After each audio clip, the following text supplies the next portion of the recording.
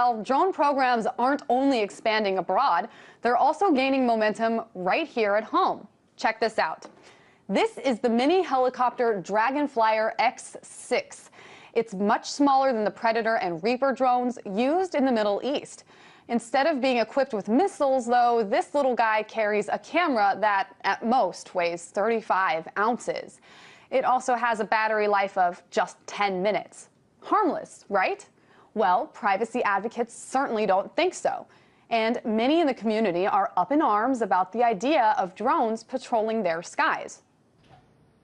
We say no to drones! We all know that this will be used for political suppression. My question is simple. Just last night, the Seattle police invited the public to take a look at the drones in question. A handful of people showed up to make their disapproval known to the forum. And as it stands, earlier this year, the Federal Aviation Administration, better known as the FAA, gave Seattle PD permission to fly the drones under a set of strict guidelines. However, the ACLU is asking for even more restrictions. So, are the people of Seattle making something out of nothing, or should they really be concerned? Well, joining me to talk about all of this is Trevor Timm, activist for the Electronic Frontier Foundation. Hi there, Trevor. Well, we all know that these drones came into being about a year ago, or really started making spotlight about a year ago. What's so new about this story? Well, this is kind of the first time that the public is getting its chance to express its feelings at the local level about these drones. I mean, the FAA has been handing out these authorizations for about a year now, as you said. But now police departments are finally starting to at least put in plans to start putting them to use. And I think people are really worried that their privacy is going to be invaded by these drones. You know, the argument is that these drones aren't exactly the same as the ones that fly overseas because they're smaller and their battery life is lower. But the problem is this technology is advancing so rapidly, these drones are going to be able to fly for hours and days at a time very soon. And the police will take advantage of that. And I think the citizens of Seattle are concerned about their privacy and want to make sure that the proper safeguards are in place to make sure they don't get warrantlessly spied on. Now, Trevor, while you're on this topic of these mini drones, I do think it's important, as you just started to do, to highlight the differences in these mini drones versus the ones that are used by the military. I mean, first of all, the FAA has strict guidelines on these drones. They can't fly at night. They can't fly over people or crowds, so spying on protests is out. They must be flown under 400 feet in the air, and the drone operator and the observer must be within eyesight of the drone at all times. So these policies are different. Do they offer some sort of promise? Well, actually, no. You're correct that those are the exact policies that are in place now. But the FAA is set to drastically expand those in the coming year or two. Actually, a public records request we got through our drone census project. EFF is partnering with Muckrock News to file public records requests all over the U.S. Found that the Seattle Police Department thinks that the FAA is going to expand its regulations in the next year so that they can fly it in other places.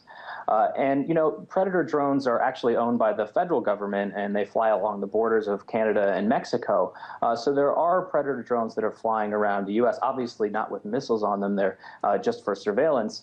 But the thing is that this technology is transforming so rapidly that eventually police will be able to use drones. Maybe they may be smaller, but they'll be able to stay in the air for long periods of time. Even the Congressional Research Service report on drones in the Fourth Amendment said the same thing.